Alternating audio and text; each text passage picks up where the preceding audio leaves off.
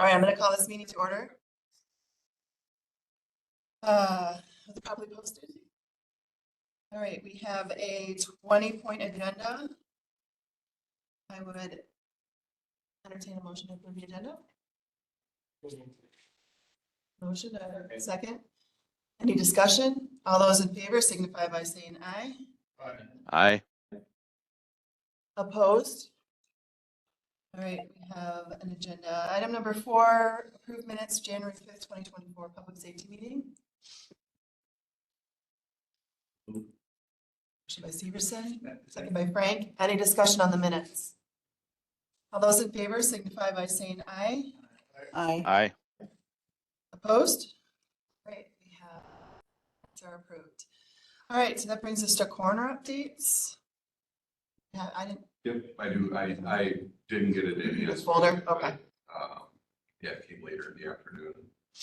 The Richland County Coroner's Office logged 11 calls in January. 7 of the deaths were due to heart-related issues. 2 were cancer deaths. 1 death was related to COVID-19, and 1 was due to liver disease. There were no autopsy cases. 6 of the 11 cases involved individuals receiving hospice care. 10 of the 11 cases were cremations. We are hopeful that our office can switch from a system utilizing cell phone notification and move away from pagers. We are finding the pagers are not reliable, working only part of the time for most of my staff, and not all of the time for our daytime coroner who resides in Blue River. Regards, Jim. I just have a question because I've never asked before. What's the significance of cremations versus not? Why do we note that? I'm not sure. I'd have to ask. Does everybody get cremated anymore? Does nobody get buried? That's the way it's moving right now. Interesting. It's Okay. cheaper to do it that way. Okay. I just didn't know why he notates whether they're cremations or not, what difference that makes me. Oh, thank you. You gotta take photographs then of the body, and we haven't had any tattoos or Interesting. Okay. it's documented and recorded for anything that happens. Hmm. There's no way to recover that. Okay, interesting. I did not, I suppose, yeah, you can't exhume lunch. Well, you can, but you can't find anything. Yeah, okay. All right, thank you. Just, I mean to ask that every month and then I never do. All right, that brings us to 6, the Circuit Court Judge updates and comments. Report from Criminal Justice Coordinating Council meeting. All right, good morning. So by way of something new, we have 2 courtrooms. We have a big courtroom, small courtroom. In the small courtroom, we've been looking at the updates that we've needed, including the need for extra microphones. So we have 1 microphone. We've had 1 microphone at each console table. CCAP came in this week and put an extra microphone on each table. That's important because everything that's said, of course, needs to be captured. We don't use a stenographer anymore. We use what's called digital recording, and it's called the DAR system, digital audio recording. And sometimes it's hard to hear everybody, and very often there's more than 1 person at council table. So that's a step in the right direction. We have gotten money for other improvements in the small courtroom. Interestingly, even though there are microphones in that room, there is no actual audio amplification in that room. And I imagine that when whatever renovations have already been done occurred, it's because the room is quite small. And so it may not seem like you need audio amplification, but there are 2 old radiators in the room. And when those are going, you can't hear over the radiators. So there's quite a need for amplification. You may know that, of course, in the court system, there's this hybrid of county support and state support, and there's these lines, these delineating lines as to what the county has to do and what the state has to do. So by the state, when it comes to sort of these audio issues, it's the CCAP system, which most people are familiar with. The public can look up things on CCAP. That's just the tip of the iceberg in terms of what CCAP does. And so they're the ones that make sure that that the audio is working correctly, except for the wiring that goes from the microphones into the system, that's the county responsibility. So that's next on the docket. We're looking at what we have in the capital improvement a budget for that. The estimate was pretty pricey just to get wiring in. Candace. Question? No, I think she was just talking. Anyway, so we're still moving forward with that, but we're pleased that, you know, we're moving in the right direction. We've got these extra microphones. Of course, the circuit court convenes two, I guess you call them subcommittees. One is the courthouse and facilities security committee. And then the other is the criminal justice coordinating committee.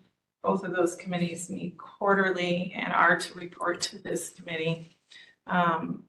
We had a criminal justice coordinating committee meeting in the last month.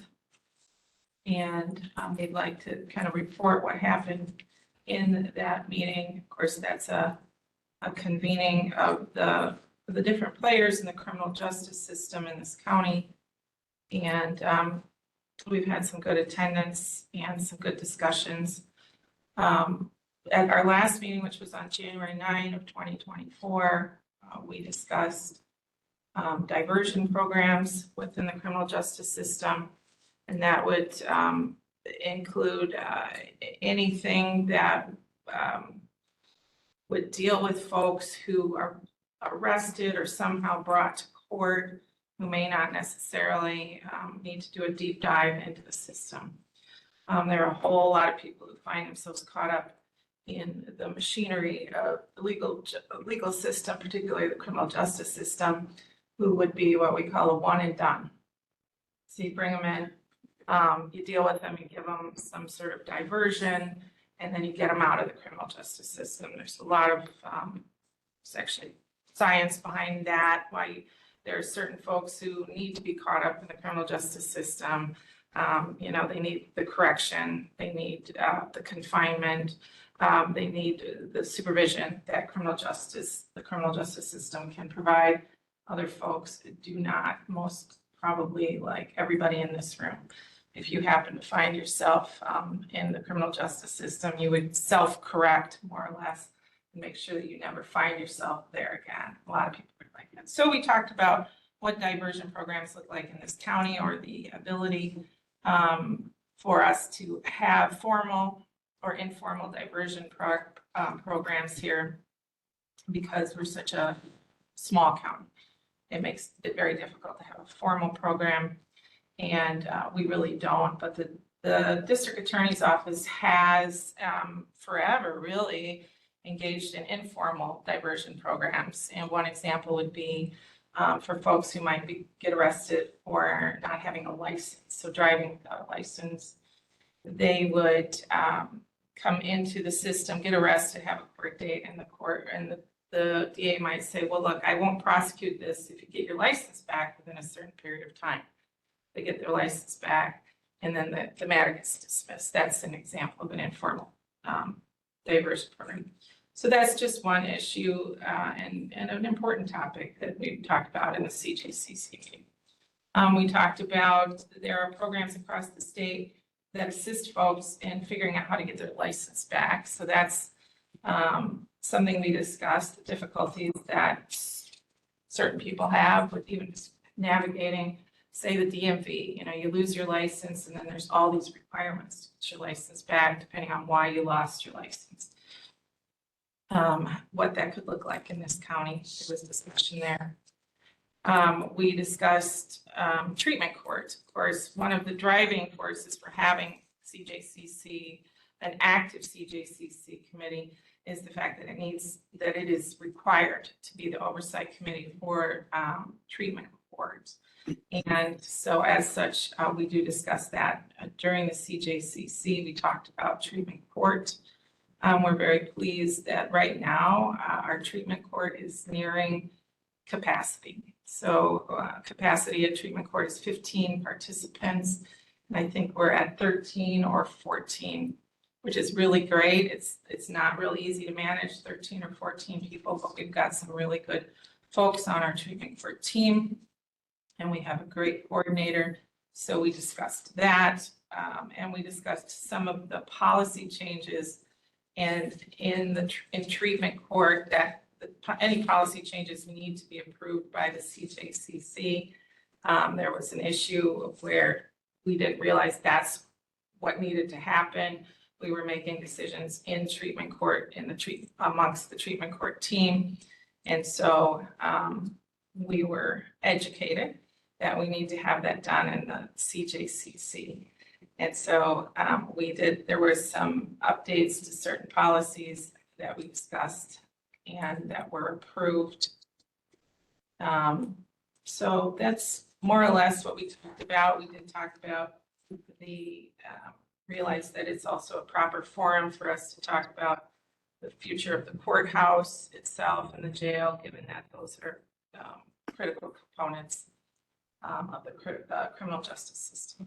So we expect to have another meeting April 9th. Any questions? You feeling progress is getting done on some of these things? I know from months ago when we started talking, there was a lot of thought of what the direction's gonna be. Is that starting to come together, you think? Is it starting to get that getting somewhere? Yeah, I think so. You know, it's never as fast as you want it to be, right? True. But yeah, I think when you look back over the last year, you realize certain things have happened. I wouldn't say we're nearly where we need to be by any stretch of the imagination. But I appreciate the conversations that people are starting to have around the needs of the circuit court in conjunction with everybody else's needs.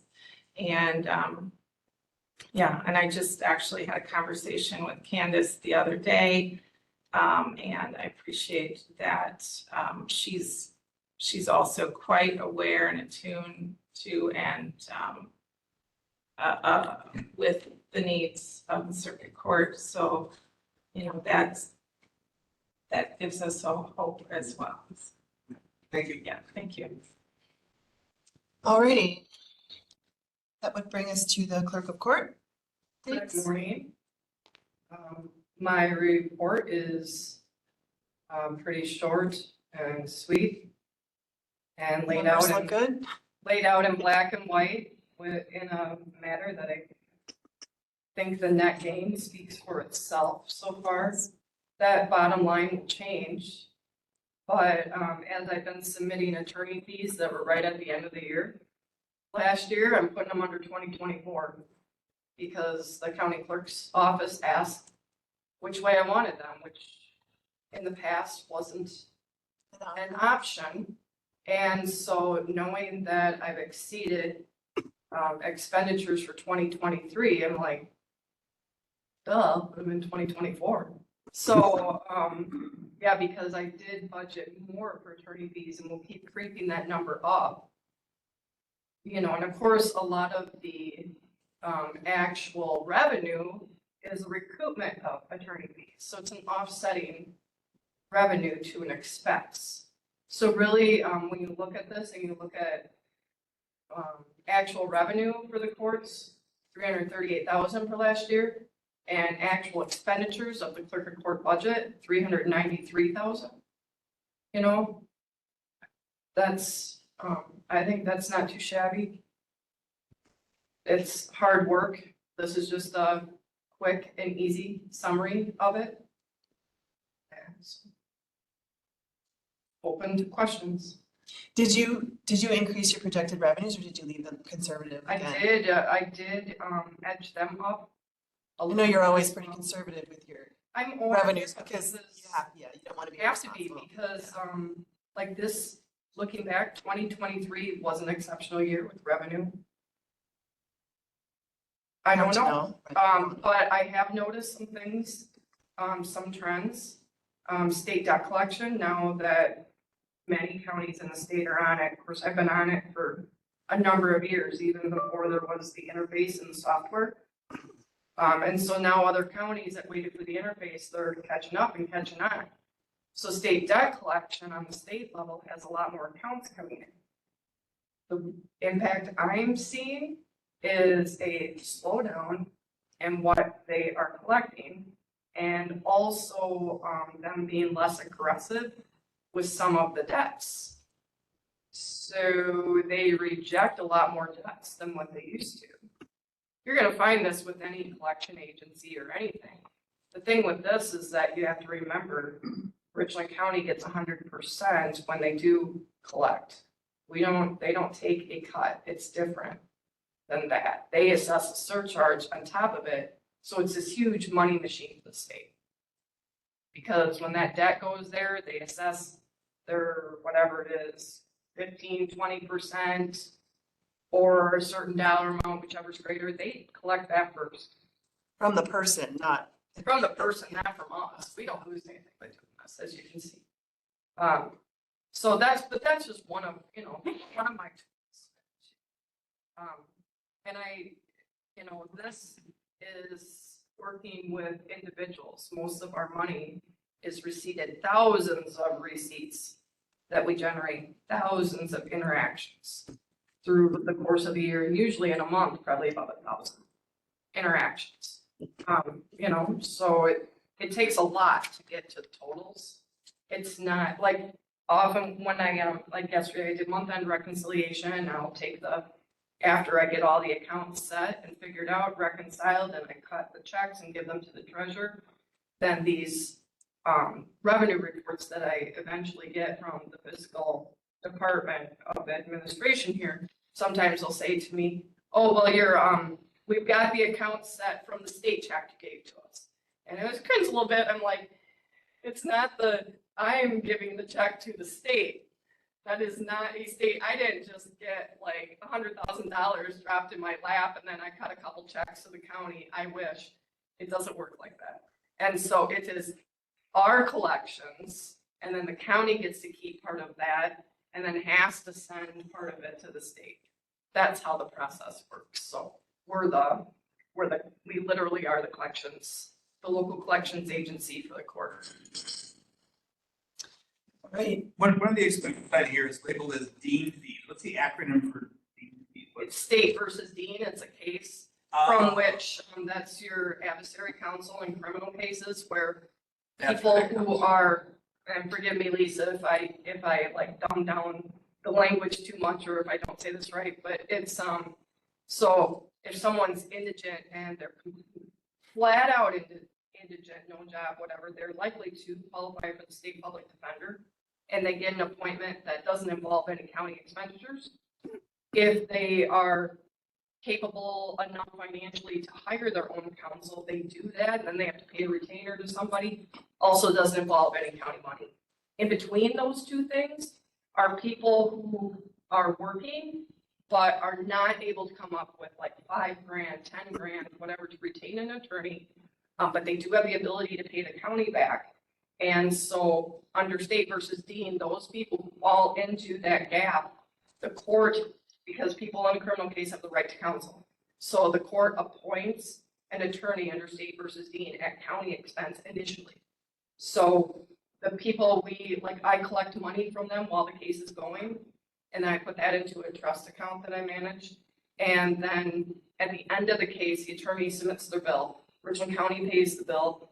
I take the money that's in the escrow that I have, apply it towards that assessment that I create on the case, and then I do billing to the party that owes the county to get that reimbursement. It's rare that somebody actually pays enough that I get them a refund, but sometimes I do. But these attorneys are working at the rate of $100 an hour, and most defendants are paying us back through the course of their case at $50 a month. That's pretty easy math to understand. So any rate, that's. I was trying to come up with what the acronym was. Now I realize it's a court case, so It there will is. be no recognized acronyms. Thank you. There was a county in our district years ago that a new clerk, that came on at one of the district meetings, everybody was talking about dean fees and recoupments and everything. And she was just very honest and very, I loved her. And she said, who's this dean guy? Everybody keeps talking about, so that's who he is. All right, thank you. All right, any other questions? All right, thank you. That brings us to the probate department. So, did the 2 reports get into your folder for the probate or not? There was just 2. Yeah. Yes. Okay. So as of yesterday, I was still at 96% of my budget for 2023. So, still right on the edge, and we'll, attorneys will still be turning in their bills through the month of February. And through, I'm not sure if the cutoff is going to be March 1st or March 15th, but, so we're still right there and hopeful, that, those, I might be at like 99 or, 100 or something, but, hopefully I'll be right there. So That's good, because I think you had said at one point you thought you probably would go over. yes, So this yep. is, I mean, that's actually some good news. Yeah, there was a couple cases, I don't know if you would realize that, but there's a handful of cases that can kind of take a life of their own on, and they have a lot of court hearings, and they're very time consuming, and they're very expensive. And I've had 2 or 3 of those that have actually come to closure. And so that has really also helped my budget, to be honest with you, because some of those cases that can be contested and take a lot of time, therefore cost More money. more money. I So, think you mentioned that a couple months ago, that you were having someone close in town. yep. So, and on that note, I do have to say, Judge McDougall has been working very hard in getting some of these older cases closed. Just the day in, day out work that it takes to really plow through some of these cases. And I do feel like we are making progress, both in Richland County and out of county, both the Iowa County cases, you can see it. The Vernon County cases, they're going to take, that's kind of going to take a little bit more time, because first we had Judge Allen, who is new, and now we have Judge Gaskell. But I have to say, we have been, unless cases come off the calendar or settle, her calendar is full. So there's not a lot of downtime. So sometimes I struggle to keep up with her. But I feel the opposite. so, but I feel like, I think that needs to be said, because I think, we talked a lot about numbers and everything, just to remember the day in, day out, going through the cases just take a lot of time too, in addition to the planning and the meetings and all of that, and trying to move forward amongst that. It just takes a lot of energy and time. So, on those, it's hard to do both, to keep the workload going and the caseload, and then also to move forward, making progress within meetings and all of those things.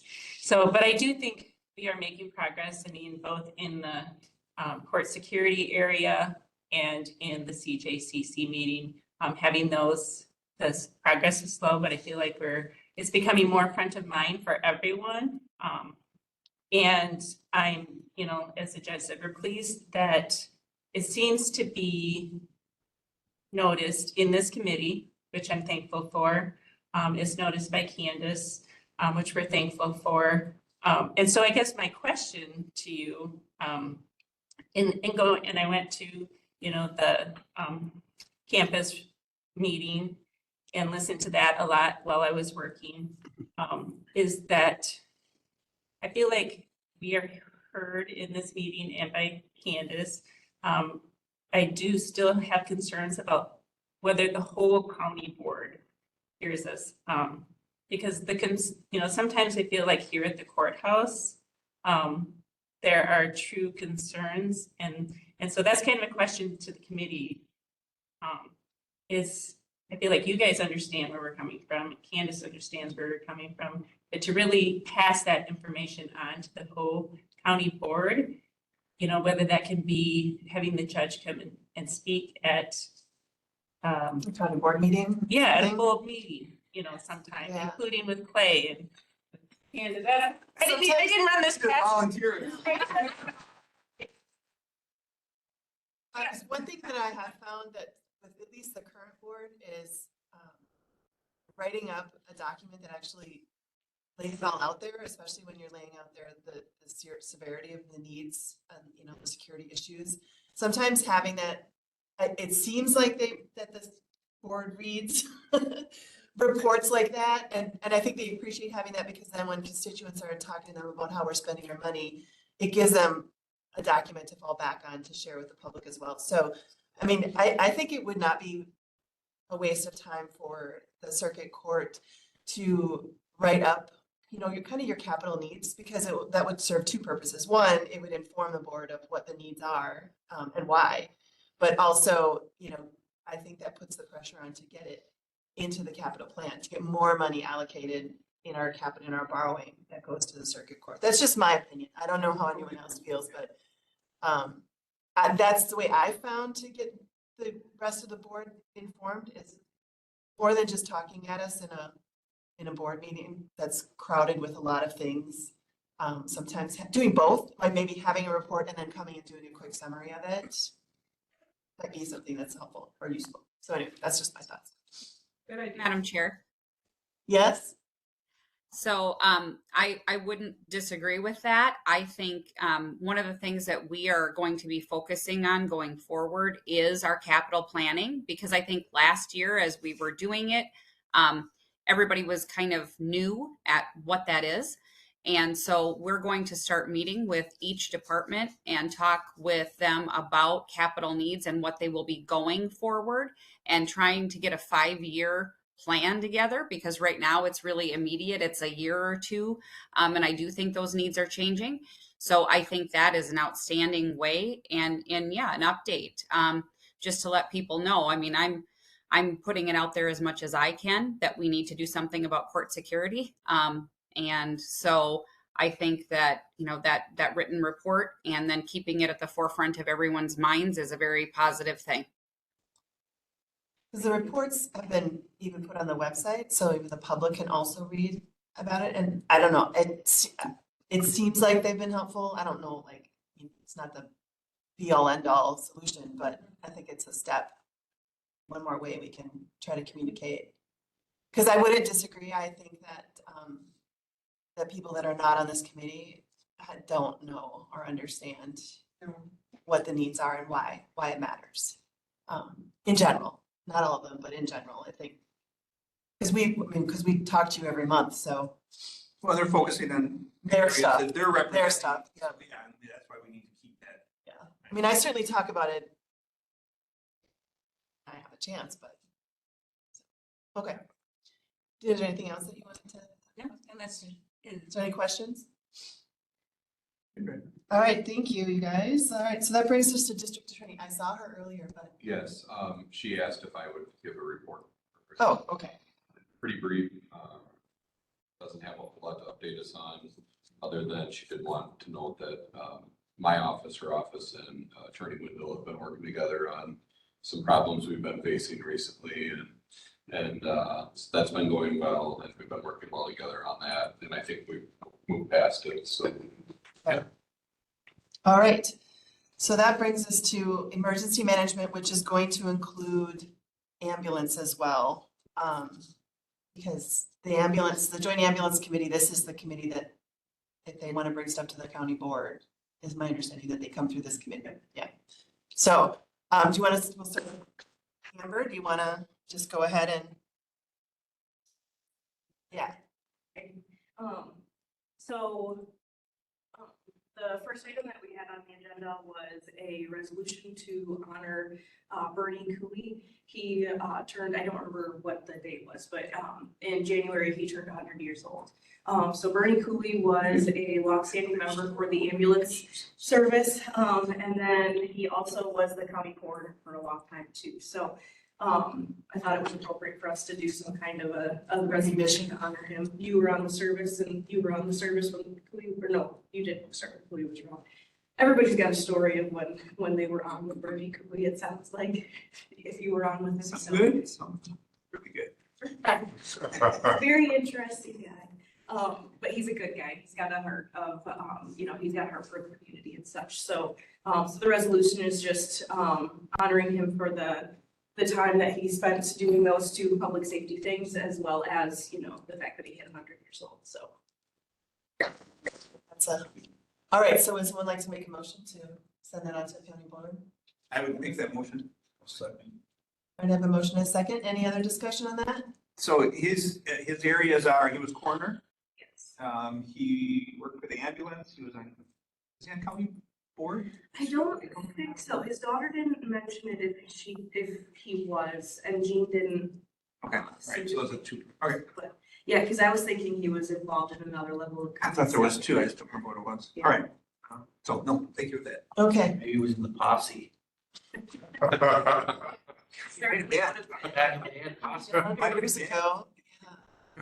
Anyway, we need to, Okay, all in favor? yeah, all in favor signify by saying aye. Aye. Opposed? All right, so will you make sure that you forward that to, Yes. I assume Candace and Cool. Derek? And I had already been working with Derek on it a little bit. Okay, all right. All right, and then, so B and C are pretty much related. Yeah, so the first item is, so the emergency services director had a squad car so that he'd be able to drive, be able to take home that vehicle. And then, like he had run into numerous times, if he was called to a scene, he would be able to not have to come back to town to go back to a scene. There were a few different accident scenes that were considered hazardous materials situations that he went to in his private vehicle, and that became kind of a liability thing for the county side. So it was recognized to take one of the former squad cars from the sheriff's department to use for the take-home vehicle. So the original take-home vehicle that that Darren had needed, I think it was like $3,000 worth of work.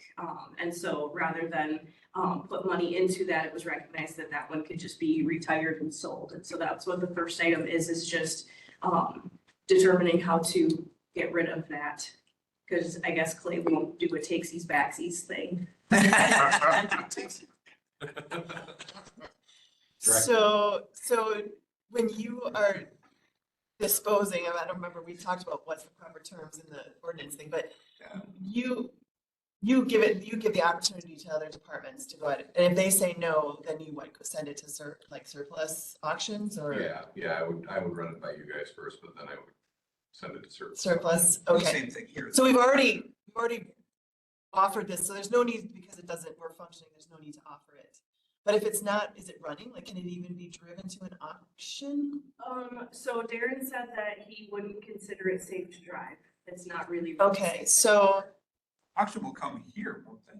They can Yeah. pick up. And I think what we've done before is we've just photographed, taken detailed photographs of the vehicle, and then we send the vehicle information to Wisconsin Surplus. They run the auction, and then the person comes here. is there any equipment that we would want to take out of it? I think we already stripped everything. Okay. Okay. So can you just, do you not know how to do that? Do you want them to just explain to you how to go ahead and do Well, I that? think we officially have to have committee action to give us Right. permission to, but then, yeah, I would have the guidance on how to work through that, but I'm sure that we can. All right, so does someone want to make a motion to have it, to give them permission to send it to auction? I would so. Second. Any other discussion? Is that money then? Yeah, that's- It's the sheriff's department. I don't know. No, it goes to the general fund? General, Unless they can do something differently for the ambulance fund or whatever, but well, they didn't buy it, we bought it. So Okay, I think it falls into one of those, and I don't know. I think it would be cleaner if it went to the general fund. I think that's the most appropriate place since it was purchased from the sheriff's department Yeah. and just given to you. Yeah. Okay, any other questions? All those in favor signify by saying aye. Aye. Aye. Opposed? All right, so go ahead and do that. And then the second question from you was, do you guys have one that you're gonna offer to the departments? so we did offer up the two that we still have, the two that we had available for this year. And I believe both of them have been claimed by departments already, but they have a new one. But you're gonna use that as a run So- vehicle, right? Yeah, so we did get new used squad car, but we're going to utilize that as a fly car for the ambulance. So from the director position, we'll be looking for a new one for that. The fly car, old squad car was the K9 unit, and so it's already set up in such a way that it'll be easy for us to stock with our bags and equipment and stuff. So we felt like that was the best use of that squad car at this point. So looking for a separate squad car for the director, but part of the concern that we've identified is if the next director lives out of the county, like how does that look? I believe they pay for their own fuel, correct? Or is it, if it's a take-home vehicle? I don't know if we officially have a standard that would be applied for that person. And so I guess that's part of my, my bringing that item, and maybe it needs to be tabled to the next time. But recognizing that if we have a new director, we need to have kind of a guide for what the expectation is, I guess, for liability. Administrator Pesh, are you? Yes, ma'am. So I'm assuming that you might be working on some kind of policy that has to do with take-home cars and how, like, what are your thoughts on how to handle a new director? So, vehicle? right, yeah, other counties have this same issue. Some of them make them pay for their own fuel. I believe it also then has to be a taxable item. And so we have to look at that. There are varying policies as to how they deal with it. So what I can do is, bring back a couple of them to show the committee so that you can kind of, indicate which way you'd like it to go. Okay. Do we have any other scenarios in the county? Any other directors? I mean, obviously, this can't be the only one. The highway department, Exactly. Yeah. Pine Valley. we talked about this at one time in this, and I thought we had stuff on paper. Well, we I have don't for the know. deputies in their take-homes. I remember talking about like the highway commissioner being able to take home and have his kids in the vehicle and to school with that. Was that at this committee or was that at highway? We had that discussion here once too. We did, okay. I don't remember kids in the vehicle part. And then like taking the squad car, like on your day off, if you took it to Walmart, then you needed to. That I remember notify talking about. dispatch, tell them that you're there, whatever. Which we essentially said you're not supposed to do that unless it's on your way home from work, right? Like an incidental where, yeah, You're on your way home from work, you want to pick up a gallon of milk, stop. Whatever. Yeah. But otherwise, like on a set, like if you're not on duty, you wouldn't take your squad car to Walmart to go get groceries, is my understanding of that policy. Well, I think this is a broader discussion that probably is a county-wide discussion. So, We talked about it when I was on duty. No, we talked about it. yeah. Oh, I mean, I think I've had several discussions about it. I just can't remember what the circumstances were. I mean, while we're on the topic of the new director, we're just going to call this a report of emergency management. My understanding, and Candace, if you can confirm, is that the position, so the decision was made that we made last month was to go ahead and advertise for Darren's existing position, which is split 60-40 with ambulance and emergency management. Is that position posted, Candace? It is posted with a little bit of struggle. Our new HR generalist, Justin, has had a little trouble adapting to all the different technology parameters and trying to put his own spin on things, but I do believe it is posted and it is finally correct. And so, and we did have at least one applicant immediately. Unfortunately, it was an applicant that applies for everything and is not qualified, so. Right. I mean, on Indeed, that's pretty much standard. And we did put it out on Handshake, which is great. We're going to start using Handshake for all positions. We sent it to Southwest Workforce Development. And we're going to be looking. Is there an emergency management place where jobs are at the state level where jobs are posted at all? Other than Indeed, I don't think so. I can Where look else? and see if There is. Unless Wim has something. Well, so maybe we need to, if anyone knows of any other places that would specifically attract the kind of people we're looking for, if you could send that information to Candace or our Yep. HR specialist or whoever. Cause Yep, let's that try to would get it be- as wide out as we can. Is it on, and I assume it's on the county website, I'm still looking at it right now. on the county website. right? And then additionally, we're going to send it to WCA as well. And I mean, I suppose if there's ambulance associations as well, if we can, we should post it there too to see if there's any possible interest from that side of it. Yes, sir? So there isn't anything under WileyNet for it, but there is a category for other under WileyNet. A lot of emergency management, the state Ends up there? is housed under the Other. sheriff's office. So, I mean, there could potentially be people looking for at least the emergency management side of it. Right, From a we can sheriff's entice them office. into the ambulance part. Yeah, Or vice versa. I mean, who knows how this is gonna go, so we'll just see. Okay, so can you send that? it would be something that I would have to post. You would They- post? They would provide me the information, or they could sit Okay. down with me, but it would be something that somebody from my office would have to post. Candace, can you take care of that? Absolutely. If you, get me the, if there's an email or a person I should get in touch with, that would be great. Okay, thank you. Yeah, I just think the wider we spread that net, the more likely, I mean, it's a long shot that we might find someone. So let's cast the net as wide as we can. And see Well, what and I would add as well, Madam Chair, that, we're trying to establish these listings so that we use them on a consistent basis when we do have openings in these areas. So, as we get all of that information, we will then create and maintain listings so that in the future, they're all just ready to go, kind of on Right. autopilot. you know, where all the places, different places we can post. Absolutely. Yeah. Okay, that sounds good. So I think the timeline we were still hoping for is that we keep this, we accept applications probably for a while, but at least we'll do an evaluation after 3 weeks, 4 weeks, Yeah, by end of February. I think we had, in the one meeting, and then the Joint Ambulance Committee had approved, a timeline of about 4 weeks roughly, and then, the reviewing of candidates, hoping for interviews, maybe the, middle of March. March, yeah. So, I mean, I think after 4 weeks, if we don't get anybody, then we kind of have our answer. I don't know that posting for 8 weeks is gonna help us fill. I mean, it's a long shot, we all know that, but we're hoping. It's worth a try, but I don't know that going more than 4 weeks is really gonna be in our best interest, but that means that in March, I mean, I guess we'll know in the next few weeks how it's going and whether we need to just start looking at how we're gonna split those positions and what that looks like from a financial and just an administrative perspective. Okay, all right, so that's good that that's moving and we're staying on top of that.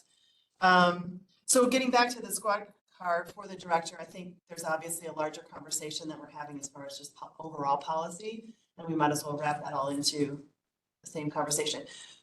So you're getting one of the two that they are just offering, or there's a different one? So That was- I had been in communication with Darren earlier on about a squad that was coming up, and they took it, November, December. Okay. Yeah, So the ambulance is not one of the two that you just, no. okay, so Highway and HS. okay, so Administrator Pesh, I don't know, I think we probably should have a conversation with HHS and Highway, and just determine whether we think it's more important for the director to potentially, because I don't want to hire someone and not have a vehicle for that person.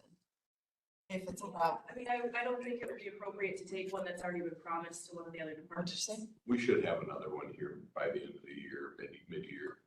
Mid-year? Yeah. But what if we hire someone in March, so they'll just use their personal vehicle and I it's mean, okay? for the time being, they can probably use the squad car vehicle and then, because it's not being retrofitted, so the fly car situation probably won't be rolled out for, at least 8 months. Okay, so they can use that vehicle. Use that. Okay, all right. And also use the green truck that.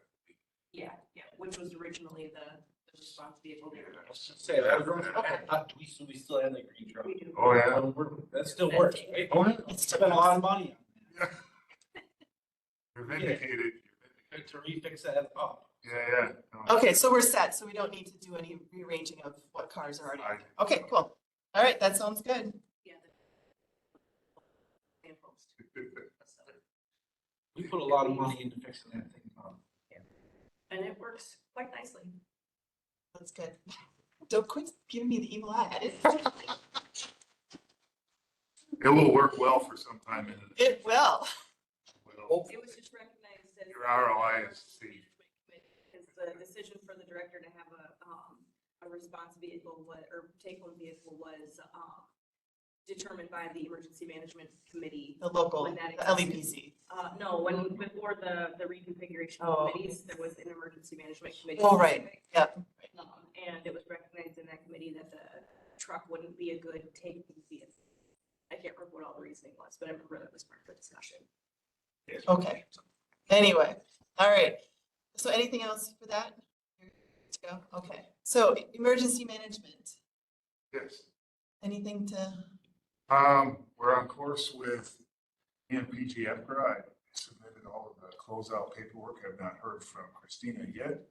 If there are any deficiencies with it, there might be some minor things. So if I get anything from WEM on the grant closeouts, I'll be processing that. okay, The IPP is in motion. I'm setting up training as we speak. I have a little hiccup with the hospital having Pippin room available in April, so we're gonna have to figure out where to do ICS 300 at. what's I think ICS 300? That's Incident Command System level 300 is, I think, related to command staff It's operations type of thing. It's 100, Okay. 200, 300, 400, 700, and 800, I believe. 300 is talking about the, like if it's gonna be multi, Juris. hours. Oh, yeah, Yep, right. planning ahead for. Multiple periods, planning periods. Okay, So that's slated for April, and then the W402, which is mass casualty or multi-casualty incident. That I think I can do out at the hospital, and that would be on October 26th. okay. Day-long exercise simulation operation going on. With the county people or Uh, tabletop It's, exercises? it's going to go out to the region. Oh, okay, So Vernon, Sauk, Iowa, Crawford, Grant, and us would all get the invitation to come to it. Would imagine it's probably going to be ambulance heavy, more than likely. So the invitees are probably going to be in that range. But I have a cap of 25 people that I can put through there, okay, a minimum of 15. So if I don't make 15, then it gets canceled. If I go over 25, I have to call the list a little bit. okay. And what about county training of any kind? Do we have anything on the books yet for? I think we have to do a little more coordination on the timing and which things to offer. I know that Amber has a few things with the ambulance service that are also in the IPP, but they're more generic annual type refresher and or. Right, So like I mean- doing stop the bleed and CPR. Yeah. right. What I'm thinking is as far as like, So, emergency response to an active shooter in the courthouse or whatever, Yeah, like that's- the kind of practical things that we really do want to make sure right, staff is trained on. yep, I'm trying to get those things put in motion. Okay. As we speak. Okay. So, What but do you? you gotta coordinate like 50, 60 different types of things in that training matrix, and we gotta see how that all fits into everything else that we gotta do. Right, so That's the what stuff exercise. you're talking about is stuff you do as a requirement to meet or the granting Right, money, but right? but it changed this year in that integrated preparedness plans are new to the state, well, not to the state entirely, but for emergency management. And so as part of that, you're looking at all of the training and all of the resilience and sustainability needs for your entire county. And it's an obligation, it's not voluntary, you have to do it. So Right, you have to look at what is on the docket for that program. And then at the same time, take a look at the county needs mhm, and then prioritize those needs. At the same time, you're satisfying the requirement for IPP. This is a brand new thing, so, we're trying to figure out how to coordinate all that. That's what. The So, list of the state level courses that they offer that were granted to the county just came out this week, I believe it Yes. was. So we had to have those, or he had to have those on the schedule before you can mm, really plan any of the other things, because you submitted like 5 different. the distillation chart had 15 different courses that were high priority, and out of those 15, I think we submitted 5. we only got so many, And we so got it's not. part of that. So now that those are on the calendar, other things can be put up. Right, exactly. Okay. I just don't want, So the courthouse security is a different block. right, Right. but I feel like that's something we've been talking about as a need that we definitely need to address. It's the highest So how do we priority in the prioritize? FYI. So I'm gonna try to work with Jen here, subcommittee that's working on courthouse security. Mhm. Put that at the top of the list. Keep working on the rest of these things. Stuff. Do the mandatory stuff and submit everything. All will only be Right. part-time, right? Yeah. you know, Part-time. So I'll be doing that, but the courthouse security is very, very high priority. Along with now Steve Alexander at Pine Valley wants to do an active shooter. I'm gonna see if I can roll his intent in with this. And we gotta launch the training part of this first. You can't exercise what you haven't trained. Right, yeah. So I'm gonna make sure we get the training piece in motion so that then later on, we can do the tabletop exercise at a minimum. And make sure we got all our ducks in a row as far Okay. as response is concerned. And then we can formalize that, do an after action review, and then go for maybe a full scale next year on active shooter. Okay, that sounds good. That's kind of where I'm at with it. So That sounds good. does that satisfy? That sounds great. No, I'm not putting, it's not like I was being critical, not at all. I know that, we've talked a lot about wanting to do this, but we haven't done it. So I do want to keep a little bit of the pressure on to actually. In 2022 and 2023, a lot of balls in the air, and a lot of them Yeah. have to do with COVID-19, Right. closeout type stuff. So, you know, Like, was it 21 when you and Darren had taught the class upstairs? Or I guess we're. I feel like It was 21. right, probably right around then, 2020, 2021. It's been a while. It's 22. It was Was it 22. two? oh, wow, okay, that's, all right, so steady progress. So That's good. I mean, I feel like we've been making steady progress on a number of things, but I don't want to drop the ball. Yeah, no, it won't be dropped. I couldn't drop it if I wanted to.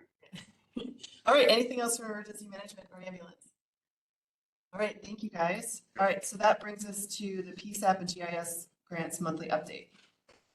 Maybe Barb, is that you I playing? have some of it. I can tell you on the GIS, we have paid for, this will be out of the 2024 grant. We paid for the Esri licensing, that is done.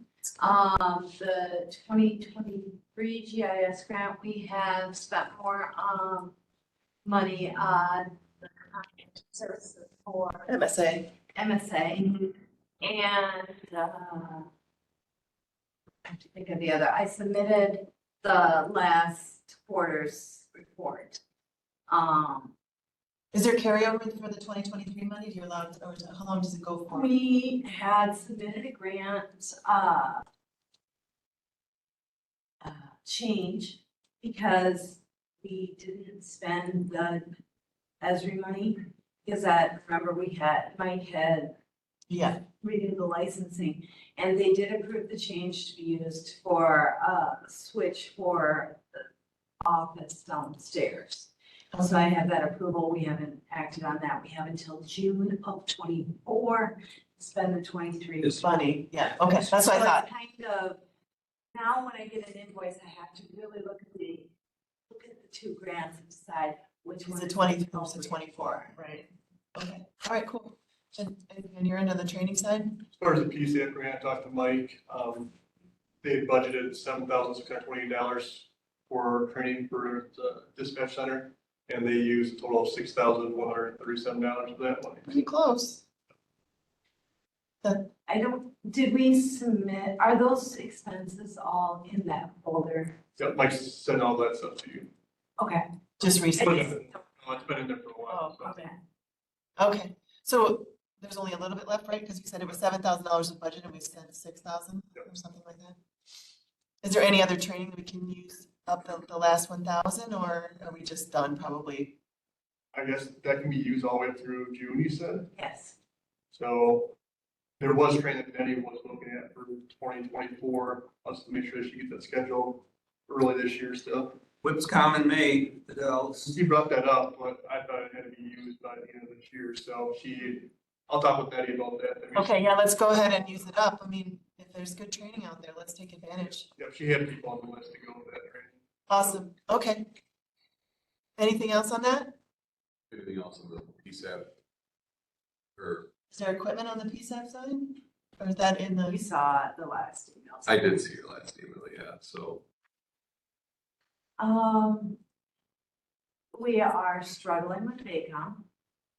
That is the best that I can say, and they are working with Motorola to get this in so this is All right, the 911. 911. the new 911 system? I thought we were using GenCom. What's Baycom got to do with it?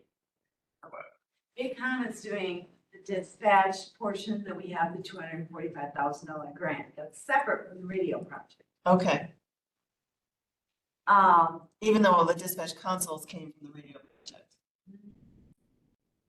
no. Yeah, no, that's separate. Yeah. The dispatch councils themselves, the radio councils, So- were part of the radio project. The PSAP grant was 911 system. Okay, We were, right, okay. Two separate Two separate things. things. Yeah, that- okay, got it, okay. That's, yeah. Such a mess. So the agreement that was signed was that it would be installed by December 13th. Everything was very clear in that agreement that the phone lines were set. I double checked that agreement. It clearly states they were set. They said that they didn't know they were set. And they couldn't, engineer with SIP lines. So they had to go back to Motorola and get that. The last email that came said February 22nd, 23rd, they're finishing, and then the next week, the last week of February, they would try to get installed with Motorola. What is it? It's a type of phone line where it's a data phone line. It's kind of, everybody has changed to it. It's no longer copper lines. We just don't do them. Oh, so like digital phone, when they put in my digital, it's part of Exactly. that. It runs off your modem. Yeah. It's, It's really annoying when the power goes out. yep, I miss copper. yep, Because we don't have cell service at our house. yeah. Everything. So I only have a phone until, well, the battery backup is, which I think is a serious flaw, But whatever. it's, yeah, I get you. So we're working on that. All the equipment is downstairs, all the equipment is running, but not. Okay.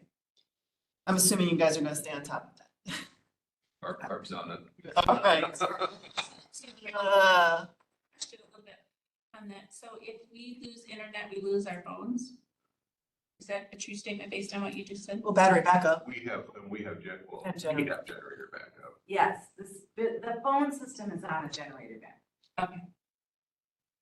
Yeah, it's very interesting that I didn't realize it until, well, we got digital internet at our house, and it was the weirdest thing, because I'm like, what do you mean we won't have? 'Cause otherwise, I literally have an old style rotary phone in my bedroom, so that if the power goes out, it's hooked in, and it used to work no matter what, so I could call and say, hey, my power's out. Now, I can still call as long as but the battery backup is only good for 4 hours, so if my power is out for longer than 4 hours, I would have to leave and drive somewhere where I have cell service in order to make a call. And it's probably an ice storm where it's not safe to drive. Exactly. It's serious flaw. Serious flaw. Someday I might have cell service at my house, but who knows? Okay, so that brings us to, do you have to leave? And I still have Barb and Dave, are you guys still on? Yep. Still here. 2, 3, that gives us 4. Dave, Yep, are I'm you here. still? Okay, Yep. cool. All right, just checking to make sure I have quorum. All right, that brings us to item number 12, approve monthly invoices and other sheriff department reports. Let's start with, You can start with Bills? Anybody have questions on I had one question. Let me just remind myself what it was.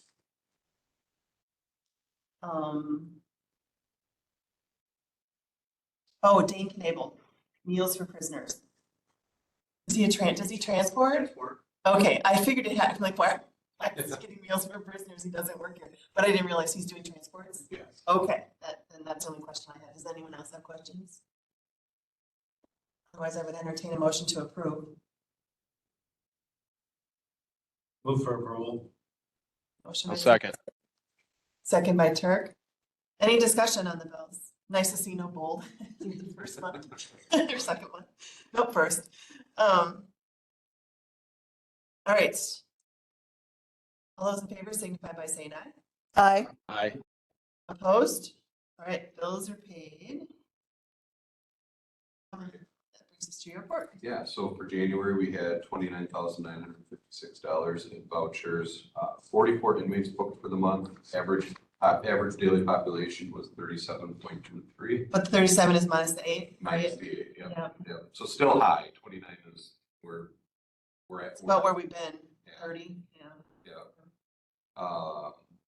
Monthly complaints, we had 422 complaints for the month. Issued 39 citations, served 34 civil process, which is a lot. That is a lot. And we had 10 transports for the month. Average number of electronic monitoring was 8. Can I ask a question about that? Yeah. What happened that 8 is a lot. We've had that have a number in a long time. Did some new people come in that just qualified, or did we reevaluate people? How did that happen?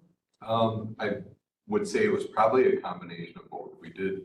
We have changed kind of the structure and management of the electronic monitoring program a little bit. And you have criteria, right, that people have to meet in order to? Yep. Okay. So, so I think it's probably a little bit of both, a little bit of judgment and conviction coming in, and it's a little bit of just changing the way we're running the program. Okay. So. And obviously, if there's problems, you guys just revoke and they go back in. Yes, sort of, depending. Major rule violation, we pull them back in for 5 days. And then we reevaluate from there, depending on what the rule violation was. We may send them back to court to request a revocation of Huber privilege. But, you know, that's very largely dependent on what violations. Are Huber inmates let out with a monitor on, or these are monitors, people who are living in their homes? These are people that have been in their home. Okay, so they're not Huber. Huber is when they come in and then go out to work and come back. Yes, so we haven't reopened the Huber Center yet. That's something that I was hoping to have done early this year. But there's some training hurdles we'll need to overcome before we. With the jail staff? Okay. Yeah, but people who are sentenced with work release privileges, they go on electronic monitoring right now. Okay, all right, thank you. Curious. Dispatch activity, we had 667 calls for service, 85 calls for EMS, and 130 calls for the police department. Did you include a staff report? Okay. So we have added some staff, trying to remember if they were all. For sure, one of them, we had Diane Collins, who worked for us formerly as a jailer dispatcher, has come back. Full time or as casual? Casual. Yep. And I think possibly Bella Challey would be an addition since the last meeting. She's also working for us as a casual jailer dispatcher. She's currently attending school at Southwest Tech. Our investigator position, we have filled. Tyler Barr being he starts on February 19th. He's eager to get started in the position. And he's a deputy.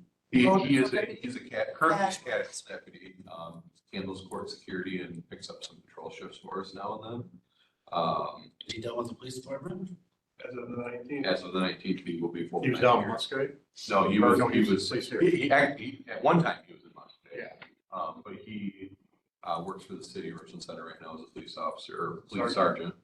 And he'll be joining us full time. So I'm looking forward to him getting started. He's been here getting his office ready. So just remind everyone, so this is filled by a union. So that's why we had no involvement in this whole thing. Yeah. There's a procedure in place that doesn't involve us. If no, for the hiring process, we have scheduled our first round for the testing portion for the dealer dispatch shall be scheduled for next Thursday. That we have 2 open female positions in the jail, full-time positions that we're going to be testing for. So you have people who are wanting to be We actually tested? got quite a few applicants that turned in applicants. We'll see how many of them respond back. Right, and show up. About the testing, so. About 14 people yesterday, so we'll see how many people respond. Okay, so we're still under the old ordinance. So that means that we would then, after they've gone through you guys, then we would have the committee review process. Unless that happens, if we approve the ordinance today and it goes to county board this month, then it may change, but. Yeah. Okay. All right, anything else?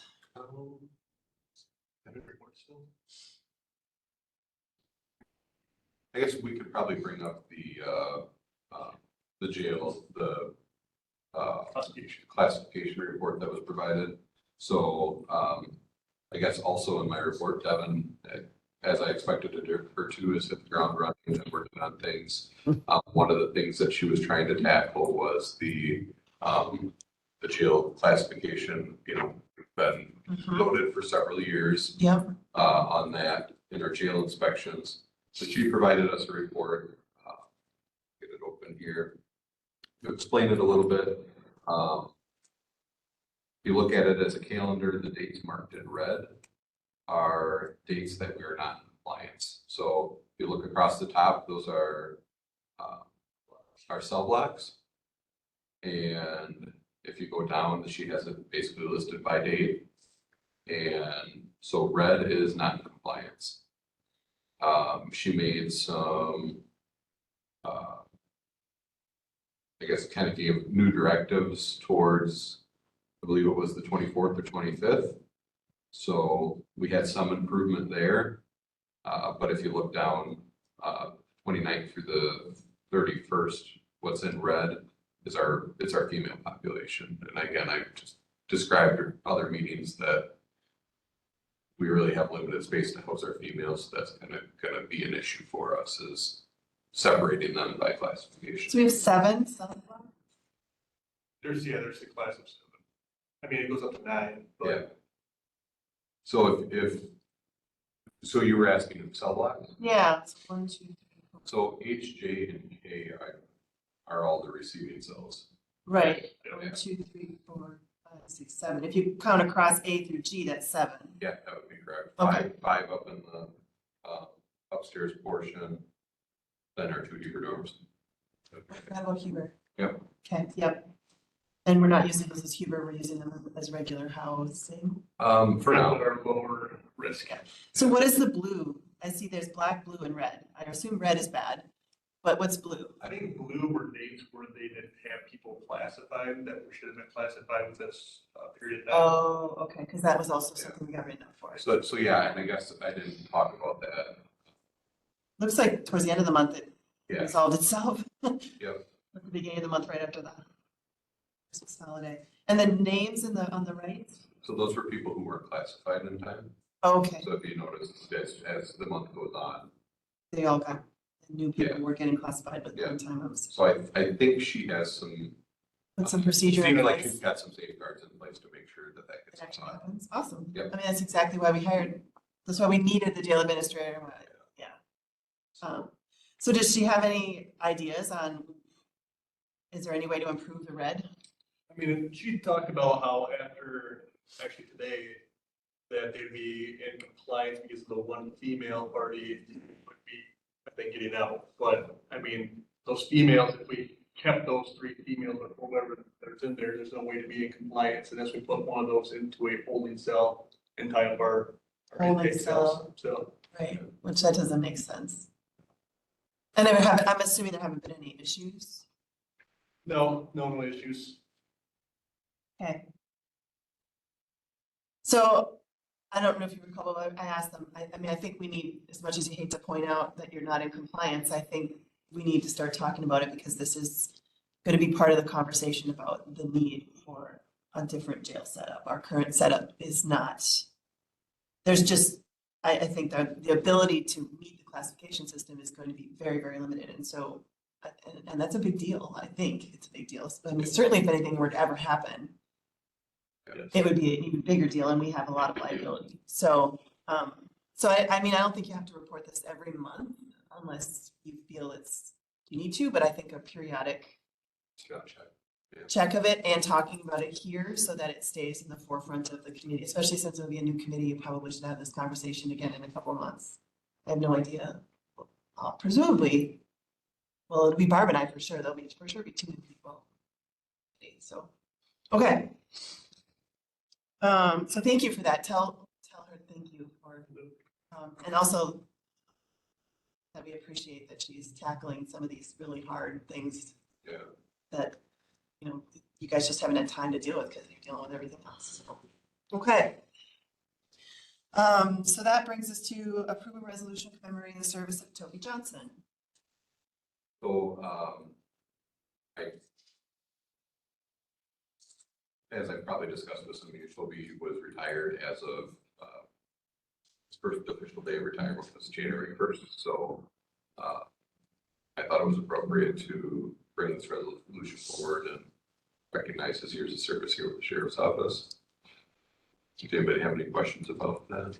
No, the only question I had is, did we have a conversation as the county as a whole about when and who we're recognizing? Or are we always recognizing retirements? Was it just years of service that we were, I think it was years of service. just years of service, right? Because I mean, it seems appropriate to recognize a retirement, so I certainly don't have any issues with it. Would someone like to make a motion to send it on? I'll make the motion. All right, I have a motion and a second. Any discussion? All those in favor signify by saying aye. Aye. Aye. Opposed? All right, so let's send that to county board. And then let's see. That brings us to 14, discussion possible approval of short-term borrowing spending for squad equipment purchases. So this is the 2024 borrowed funds. And so I'm not sure if I need necessarily need your approval, but I wanted to make sure you were all aware of what I was asking for. I know finance needs to sign off on the borrowed fund stuff. But I have drafted a cover sheet for finance to go with this resolution. And the exact dollar amount is slipping me right now, but we had borrowed actually enough for 3 squads. 160,000? No, that's not the full amount we borrowed. Okay. That's just, that was the number I was comfortable with. Okay. So, I don't think I'll need all of that either, because we are building 1 squad as an admin squad.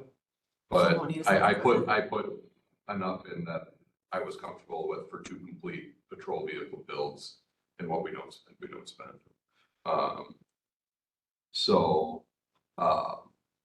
That's where I was coming from with that resolution.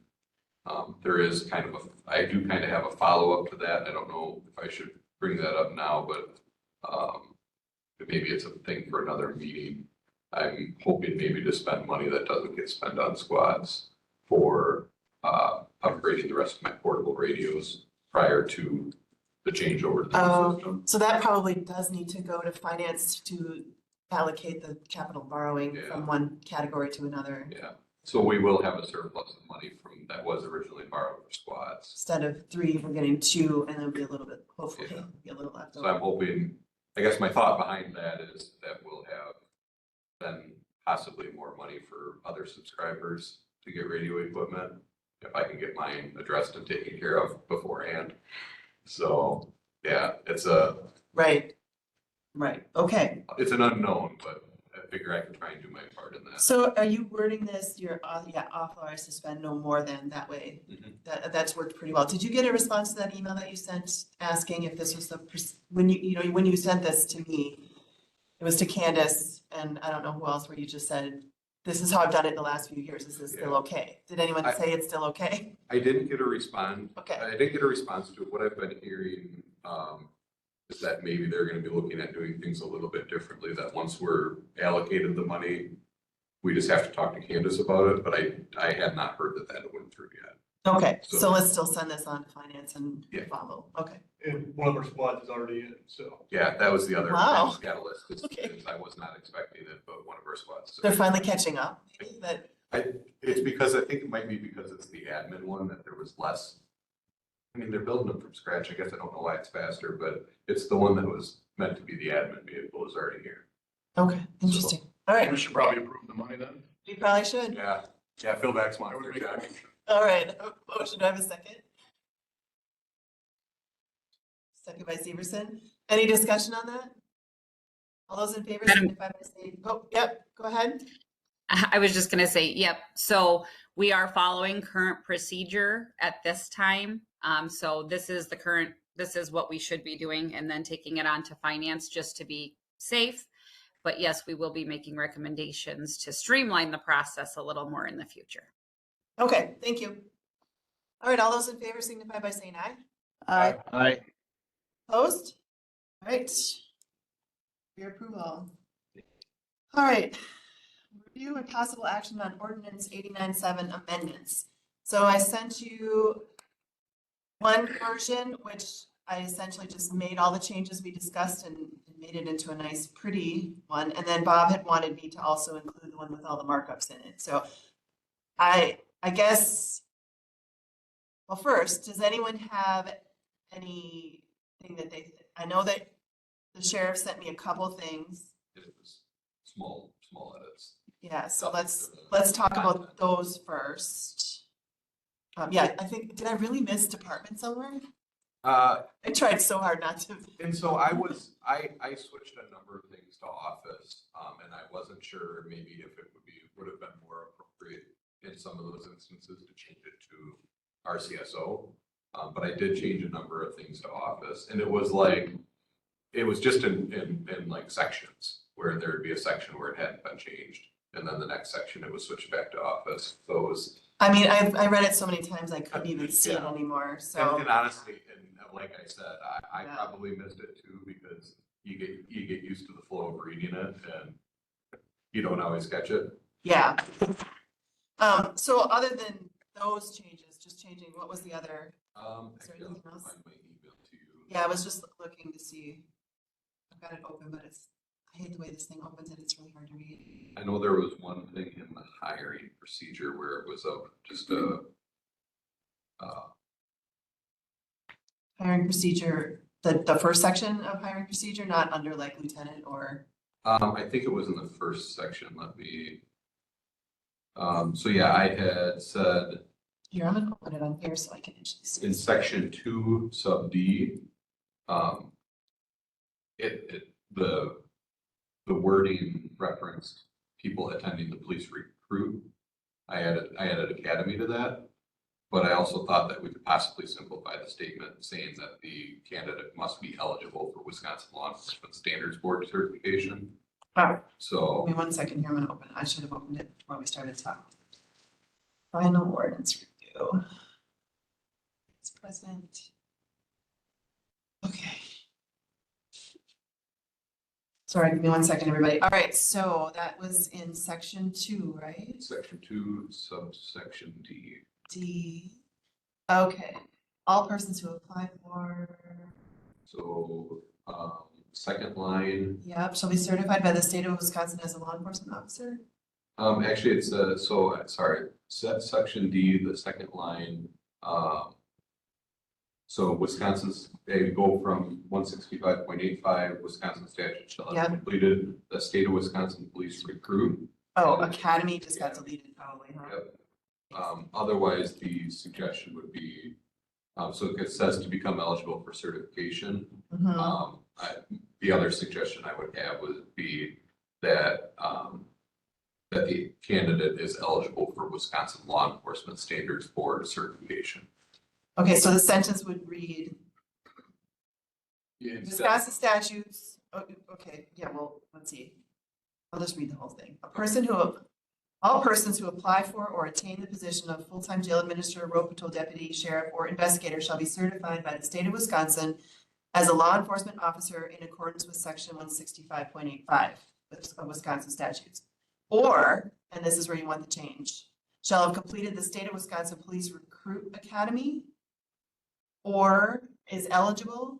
I would say that you could go from the or and just say, or is eligible for Wisconsin Law Enforcement Standards Board certification. Or that makes sense, or is eligible for Wisconsin what? Wisconsin Law Enforcement Standards Board certification.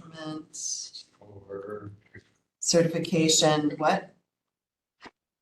Yeah, just that. Eligible for Wisconsin law enforcement certification period.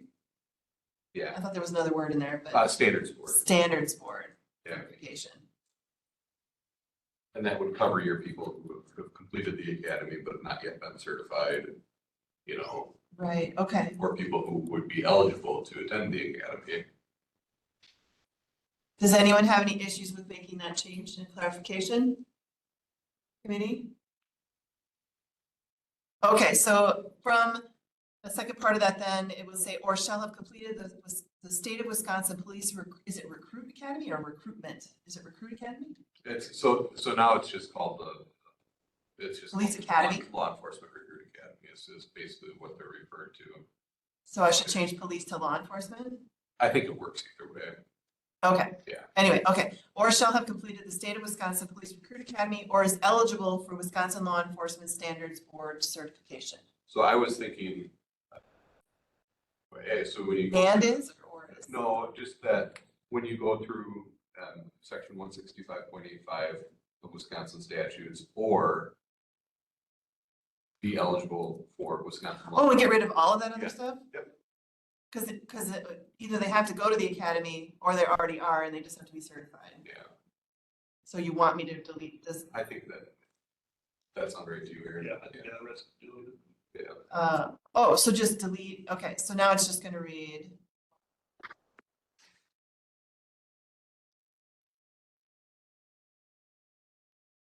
Okay, so yeah, in accordance with section 165.85 of Wisconsin statutes, or is eligible for Wisconsin Law Enforcement Standards Board certification. Which implies they either have to go to the academy and then get certified, or they already gone to the academy and they just need to be certified. Yes. Okay, is everyone okay with that change? Okay, anything else from you?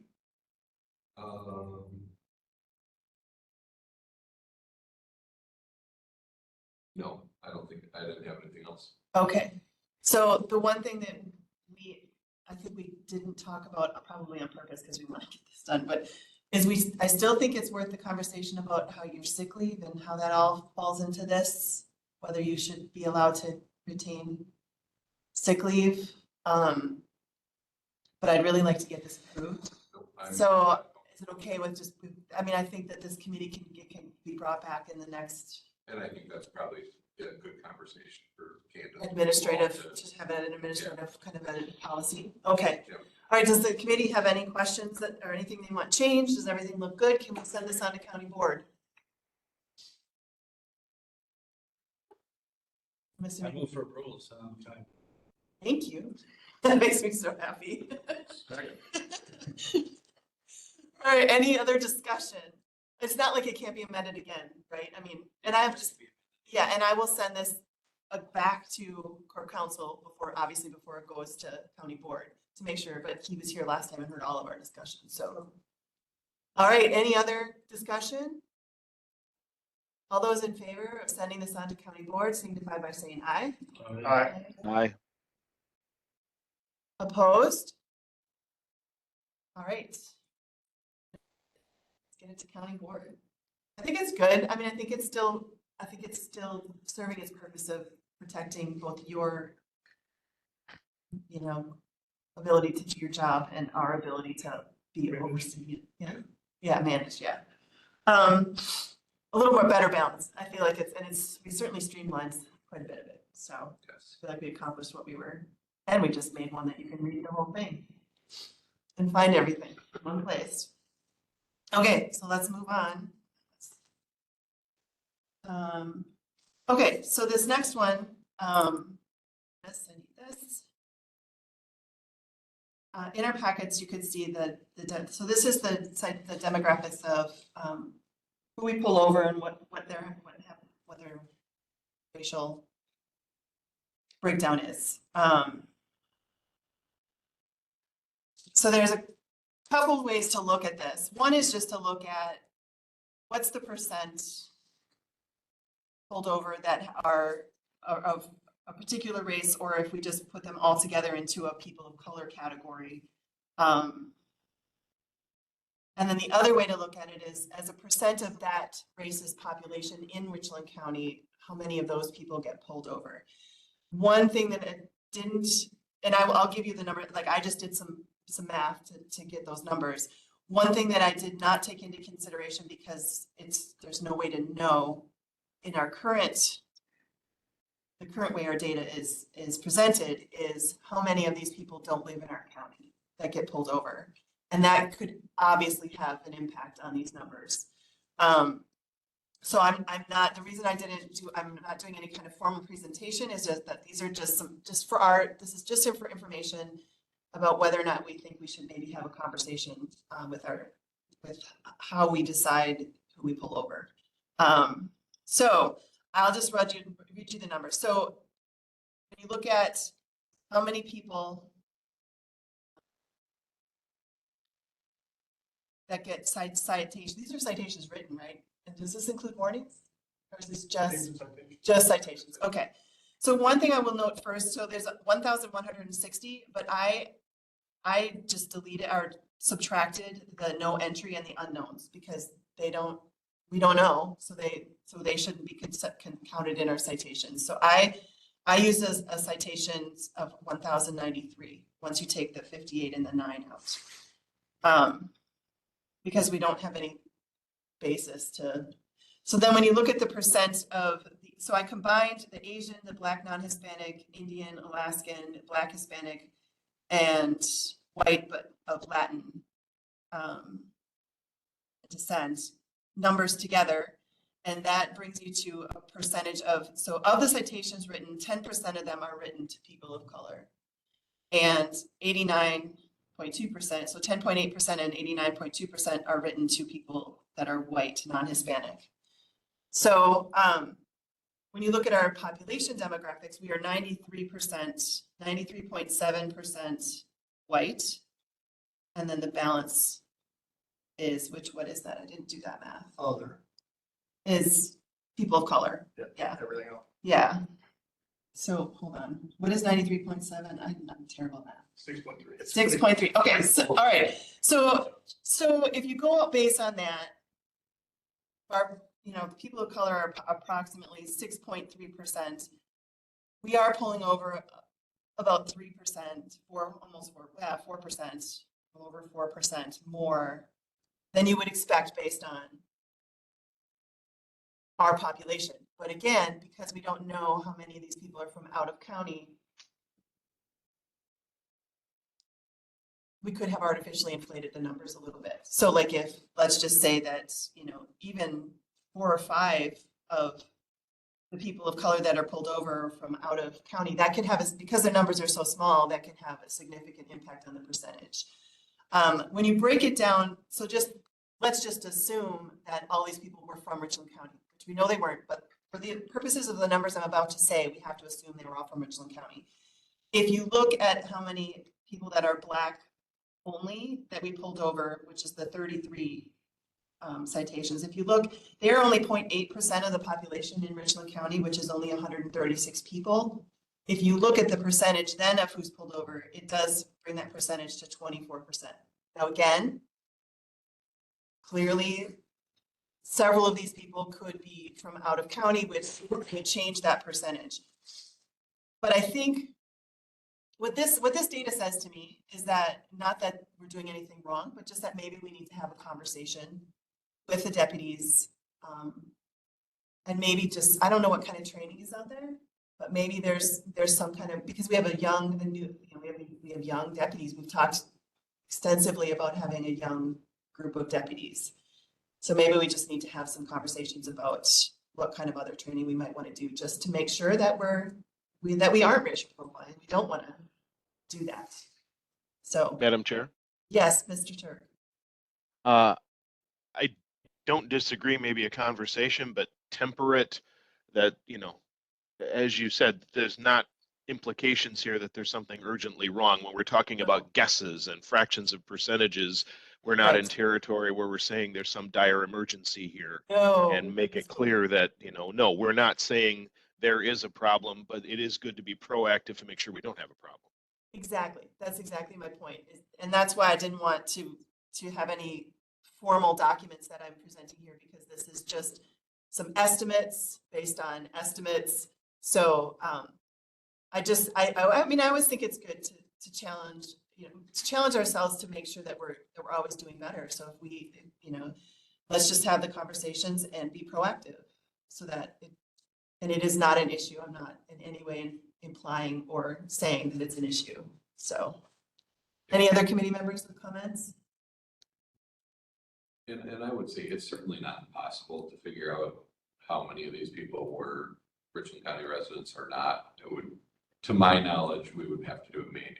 So we would have to, Yeah, and I don't. we'd have to print out a citation list that would hopefully include the person's address, and we would have to go. Right. And before doing that, I think it would be more worth your time to just have a conversation with the deputies about, I mean, I'm sure there's some things out there that are pretty simple conversations that you can have.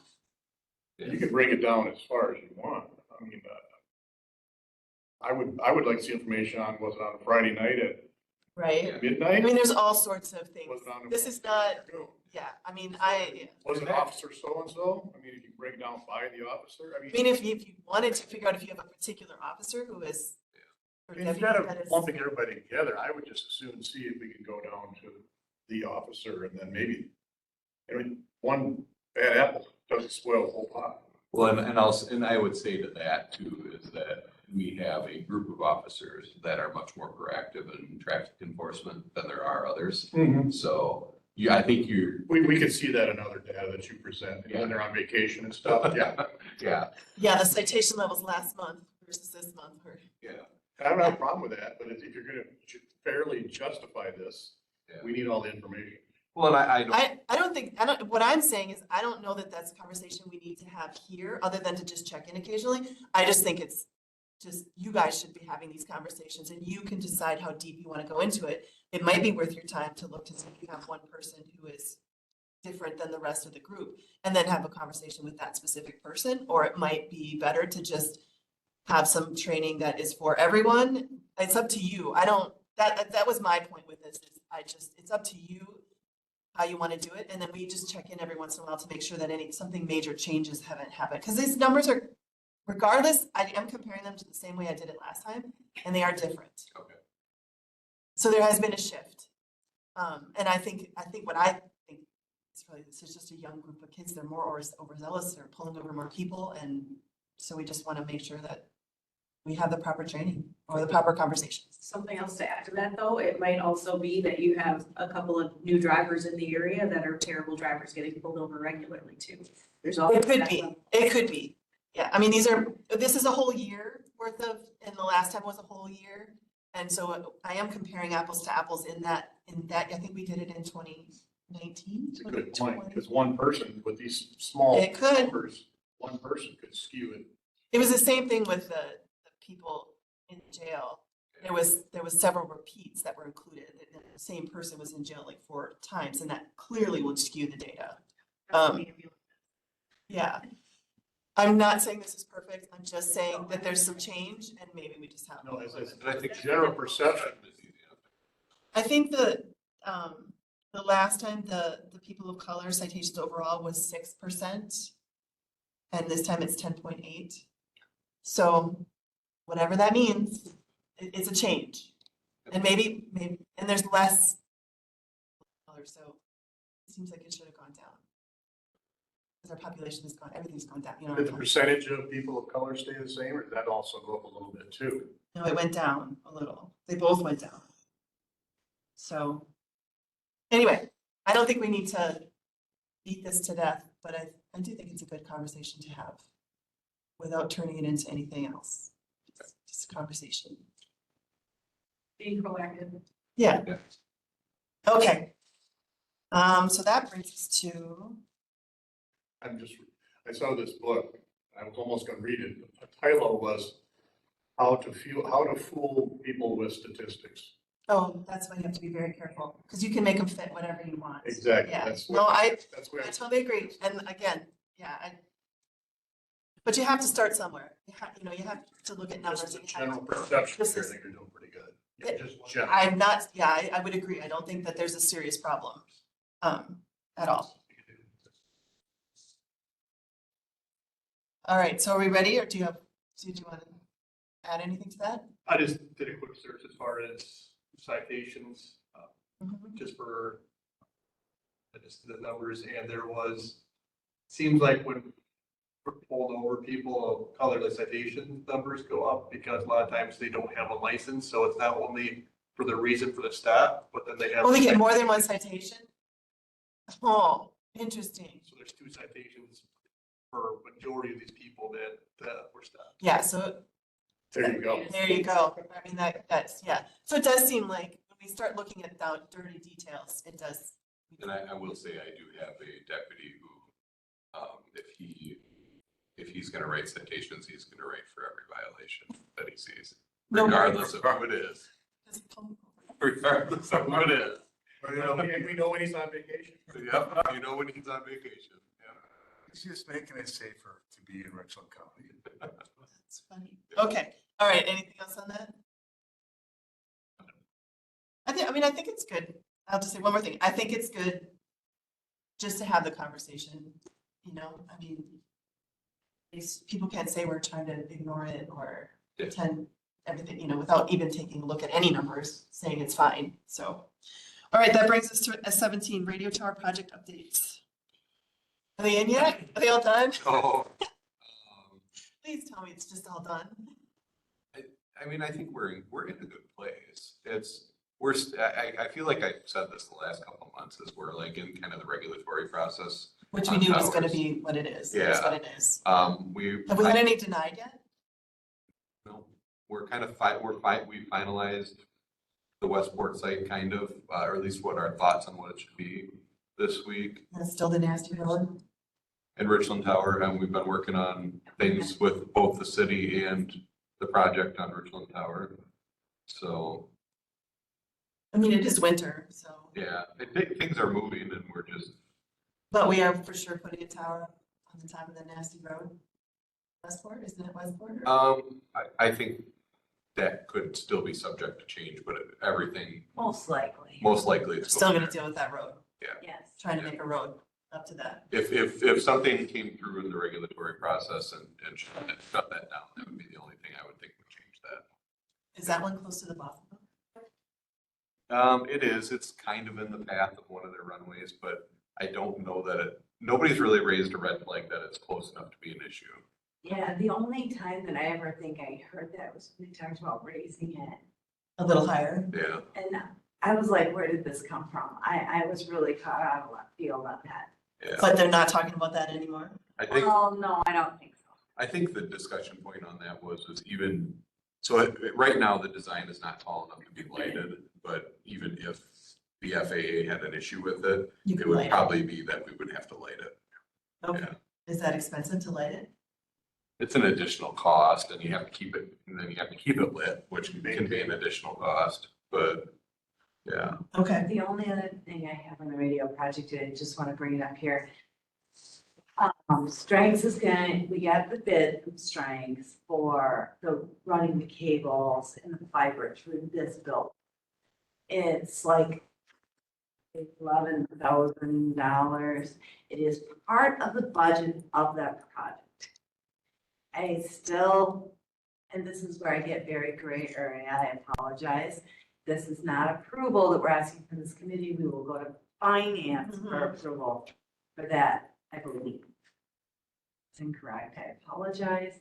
I just don't know if we have to get approval on those. Is that for the geo control side of the project? Yes, I think Candace can sign off on those. it's over 10,000, so we have to get it. But I thought we approved the project. We approved the whole project. Oh, the project, yeah. That's where I thought. That's where she can sign off. Great area. It is. Yeah.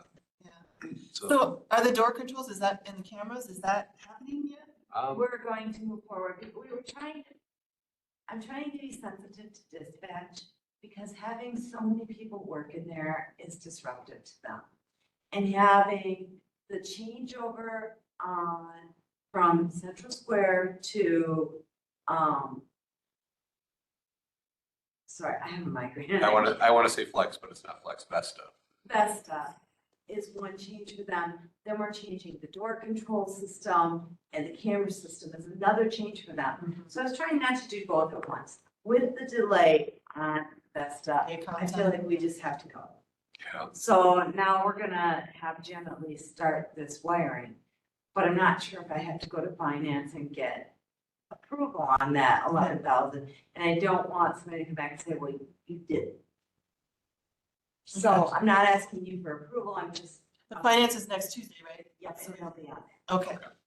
So yeah, I would say let's just do that. I mean, as long as finance approves it. Yeah. And I don't see it being a problem because it is part of the project. Right, okay. So we think maybe in the next month or two, we'll have the cameras in the, I don't know what, I don't know what their scheduling looks like, so I hate to say that, but we're starting to move on it. well, that's good, because that desperately needs to be done. yeah, All right, anything else on Radio Tower? I think maybe the April meeting would be a good time to review the budget of how much we've spent, where we're at. If we could make sure that that happens. I mean, you could do it next month if you want, I just won't be here, which is fine, I can look at it, but I would think April's okay too. I'm assuming we are meeting because April 5th, so it's after the election, but it's before the county board meets. So I'm assuming that it will be this committee that meets on April 5th. Okay. Okay. Unless you want to delay it by a week and then the new committee can meet. Should be okay, if anyone wants to.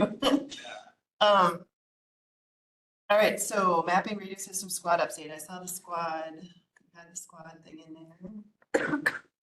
Seeing the squad updates, the only squad that's actually being driven as a primary squad will be the one for Devon as the jail administrator, will be over 100,000. The other ones will be backup. So she's the only person from the jail that has a take-home vehicle, Yes. correct? Because she is certified law enforcement and could respond from her home to a. Respond, and she's in charge of like doing transports and stuff too, so. Oh, okay, in a pinch, she could, well, in a pinch, she could be used for patrol, but also transports and then for security and stuff like that. So, the squad, it's been pretty well kind of swapped out to where it's not really a patrol squad anymore, but it still has a cage. So she still has that functionality of it if she needs it.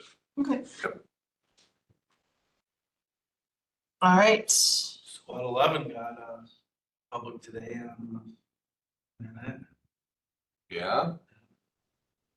Oh, boy. Going fast. Oh, It's at 60 miles an hour by Walmart. somebody have it on radar? I don't know. this is on Facebook, I assume. Yeah. Do we make rants and chats? Yep. Oh, boy. Anything else on mapping radio system or squad updates? All right, that brings us to future agenda items. I don't actually have anything once. Except for bringing it back up in April then. The budget for the radio towers would be April, yeah. Just, I think it's a good idea to know exactly where we're at now that we actually signed the DOR. I'm assuming sent a payment to them, because that was the next big thing. Okay, so if no one else has any future agenda items, I would entertain. Motion adjourned. Motion of a second. Second. All right, all those in favor signify by saying aye. Hi. Aye. Opposed? All right, we are adjourned. Thanks, everybody. Right. 15. Yeah. Well, that's because we didn't have to go into, because we spent 2 hours at the individual meeting. So